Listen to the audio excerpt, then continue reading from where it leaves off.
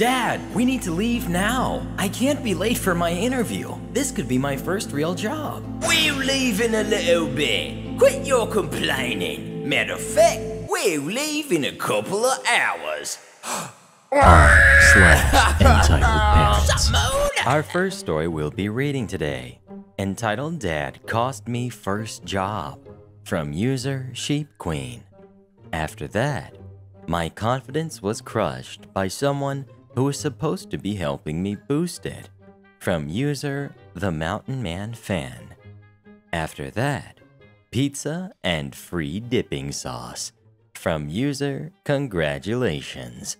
And then we'll be wrapping up with My Revenge on Bully Girl, from user Ice Queen 749. Thank you so much to our authors for letting us read your stories. And if you're an author who would like me to read your stories next, please submit them to the r/Mr. Reddit subreddit. And if you're new, don't forget to subscribe and turn on notifications for new stories every single day. Entitled Dad Cost Me First Job.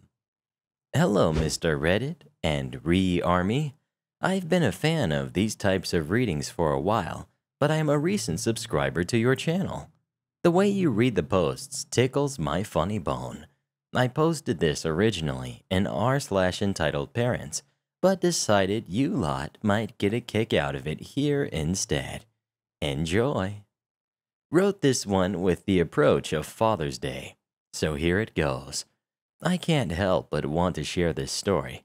This is but one of the many stories I may share in the future. Back in the summer of '07, my dad had his heart set on me getting a job. I was 16 or 17 at the time and was starting the summer with yet again no real job. Previous years, he had expected me to get a job, as babysitting didn't count for a family friend. Now, keep in mind, while that didn't pay much, it still was steady work.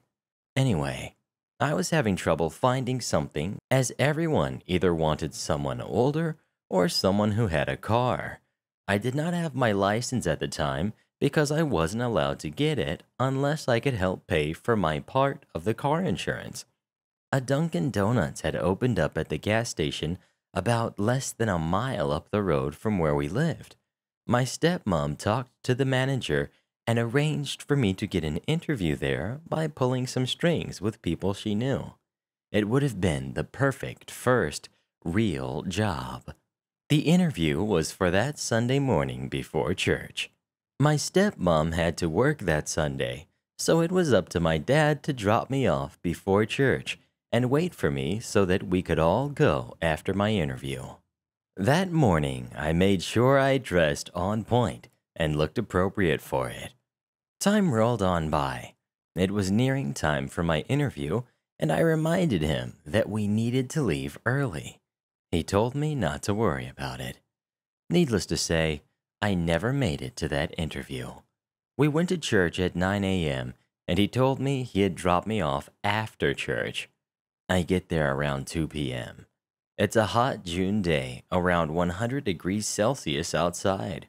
I'm in my church best, hungry because we haven't eaten yet. He tells me he isn't going to wait for me after he drops me off because he needs to get my sister home for her nap. I'm already upset that I missed my interview. I go in and find out that the manager left hours ago. There's only the closing staff there, a guy about double my age. I walk home in a black skirt and a black shirt in the heat after. I didn't get a job that summer out of spite for what he did. My father deliberately made his daughter miss her interview for a would-be first job and made me walk home in the heat. Next we've got, my confidence was crushed by someone who was supposed to be helping me boost it. Hi, Mr. Reddit. I'm a long-time listener of your channel and love your content, so I thought I'd give you a story to enjoy. This is my first post on Reddit as a whole, and I'm on mobile, so I apologize for any formatting problems. Also, grammar isn't my strongest ability, so forgive me for any mistakes. I'm trying to work on it. If anyone notices anything I can fix, Please tell me, anyway, on to the backstory. I'm entirely not sure where to put this. It doesn't fit in revenge, and while I'm sure this lady was a bit entitled, I don't think she was a parent. But whatever, here goes.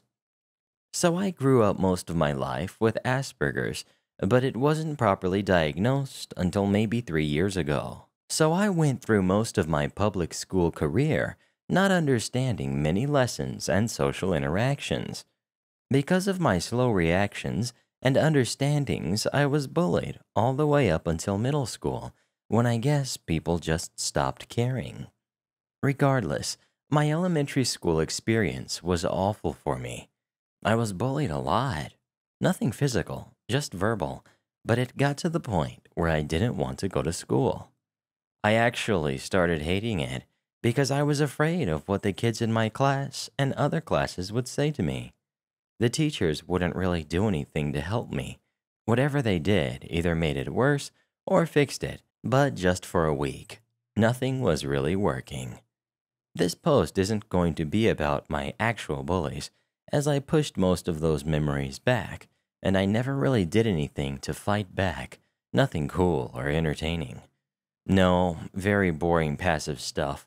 Plus, it was all years ago, and I'm sure those kids have grown up and changed for the better. At least I hope they did. No.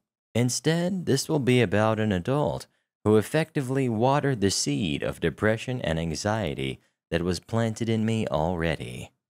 Backstory done. On to the actual story. In the 4th grade, I remembered being put on my school's daily morning news crew to boost my confidence in the hopes the bullying wouldn't bother me anymore. Looking back, this was probably just a cop-out done by administration, so I'd stop complaining to them, but whatever.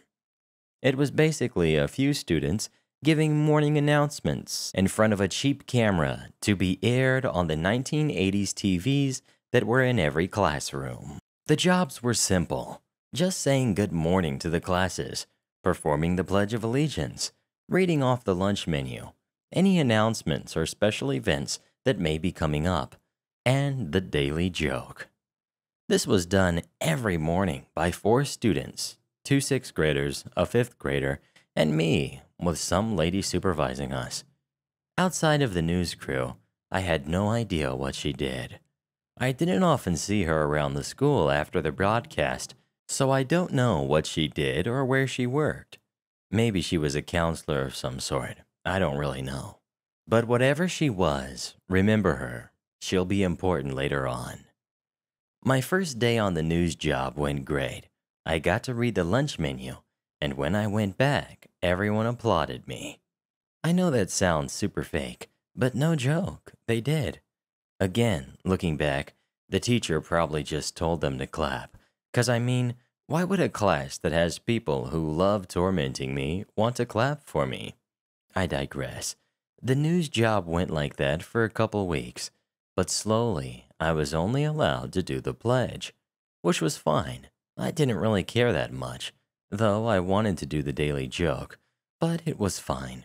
I was happy with feeling useful.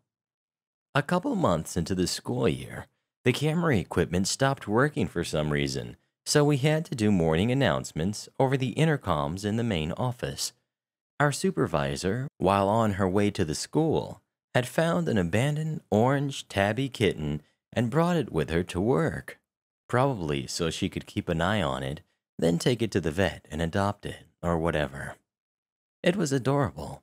She let us hold and pet it before we needed to go to the main office and make the announcements. When we were done loving on the cat, we went over to the office and began as usual. After I did the pledge, I wanted to hold the kitten again because she was so soft and so warm. I figured it'd be okay since I was done with my part, and I was planning to be quiet, so I thought, what could possibly go wrong? I held it gently, and it began doing what kittens do, trying to climb onto your back and jump to the floor. As it was doing that, it let out a little meow, and our supervisor glared daggers at me, snatching the kitten away. I turned around, and saw that I was actually closer to the microphone than I had thought, and the meow was probably just played over the system. Though I didn't think it was that bad, as it was unintentional, and it didn't seem to distract the other students giving the announcements. So I thought a glare was all I'd get from her. Nope. I was very wrong. After the announcements, she pulled me to the side and very passively aggressively lectured me on my mistake. I don't remember a lot of what she actually said, but I do remember her saying this. You pull another stunt like that, and you'll be fired. Honestly, if I wasn't told by the other staff to keep you on, I wouldn't have kept you after the first day. Now get to class. She had so much venom in her tone that honestly, it crushed me. I felt belittled and empty from her words. Suddenly, it made sense why I was getting smaller roles and wasn't allowed to do anything other than the pledge. The other kids rotated their jobs, but I wasn't allowed to because she didn't want me on the crew at all. The rest of the day was a blur, and I remember telling my mom about it, and she was extremely upset. I don't know if she said anything or not. I don't remember. Though a couple years after the event, she left the school entirely, and her supervisor role was taken over by the music teacher, who did end up firing me. For what? I don't know. I guess it was because I was losing interest and only being allowed to do the pledge or something. But whatever, I was fine with that. Sorry for the length. This was just the beginning in my losing faith and trust in teachers and authority figures in my life, which I'm trying to reverse now, but it's hard when everyone that's supposed to help you in life just didn't. And I have plenty more stories if you want to hear more. I may tell them, but for now, this is it. Thank you so much for reading, and if you put this in one of your videos, please send me the link so I can watch it. Have a great day. Next we've got pizza and free dipping sauce. Hello, Mr. Reddit. I wanted to say thank you for reading my story last time. Your laugh was well worth it. This story isn't as funny as my last, but I wanted to tell it. Our cast. We've got me. We've got Cliff. We've got the drunk guy and the cops. So in this story, I only have a second-hand knowledge as I didn't actually see the beginning, but the ending was the best thing I have ever witnessed. So I was working at my $5 pizza place. I wasn't a manager at this time, just a normal employee making pizza as I do best. And it was a typical day. Orders come in, orders go out. I was working in the back, so I didn't see the initial transaction, but from what I was told afterwards, it wasn't very special. Guy comes in, orders a custom pizza. Don't remember what it was after making a few thousand in my career. I get the order. Nothing crazy, just a few pizzas. So I make it and get it in the oven. Takes about 5.5 minutes to cook. My manager, Cliff, walks by. Says he's got to use the restroom right quick. No problem. I already had order in oven and no other customers. So I continue filling up our racks, just minding my area. He comes out of the bathroom and walks to the front. Then out of nowhere, there is yelling and a large commotion. I'm just like, what the heck? So I go to the lobby, and there I see it. My manager, all 300 pounds of him, basically on top of this customer, beating the heck out of him. He's laying on the floor, just trying, to no avail, him being like 120 when wet. To protect himself, Cliff basically picks this guy up and throws him out of the store. I'm still standing there, shocked. What was that about? Cliff. Man, I'll tell you later. I gotta go. I got warrants. Oh, okay. Well, head out the back. I got this. So my manager proceeds to head out the back door and bails. After 10 minutes later, the cops show up and begin to question the guy outside. It's at this point I see that he's swaying back and forth, so he's either drunk or got his butt whooped. The cops enter the store and ask to see my manager. Well, he was here just a minute ago, but he left after this guy and him started fighting. Cop. Well, where did he go? I assume he went home since he clocked out. Do you know where he lives? No, I don't. Well, what's his name? It's Cliff. Last name? No idea. I just call him Cliff. I knew his last name as well. Well, what did you see? I then proceed to tell him my side of the story, as I did previously in this post. That's all I know, officer. But my manager isn't the violent type, so the way I see it, he might have said something that upset him. I'm not sure. But that guy looks drunk, so it could have been anything. Yeah, he is. We could smell him as soon as we started talking to him. He failed his breathalyzer test, too. Okay, well, pulls his pizza out of hot boxes. His pizza's ready if he still wants it. Sorry I couldn't be more help. No, that's okay. He admitted to driving here, so we're taking him in. I'm laughing internally. Does he want his money back then? No, he's not gonna need it where he's going. Later that week, I met up with Cliff and asked him what happened. So, what happened the other day at the store? The guy got arrested. Cliff. Man, I came around the corner and this fool was behind the counter, stuffed dipping sauce in his pocket. So I told him to get the heck out, and he swings on me, so I swung back. By far, my favorite manager I have ever worked for. And our final story of the day, my revenge on a bully girl. Hello, Mr. Reddit. I was reminded of this incident by a fellow Reddit poster. We've got me, Pokemon Trainer Girl. We've got EG, Fate Anna, Helpful Senior. And we've got Coach. Background. I'm in college now, and this incident happened when I was in middle school. My mother put me out there with all the other kids at the time, especially girls, because I was, and still am, a tomboy. I signed up for the majorettes because it seemed like the best option at the time, as well as not needing that much money for uniform or baton. On to the story. It was about the middle of the school year. All the girls were in the cafeteria.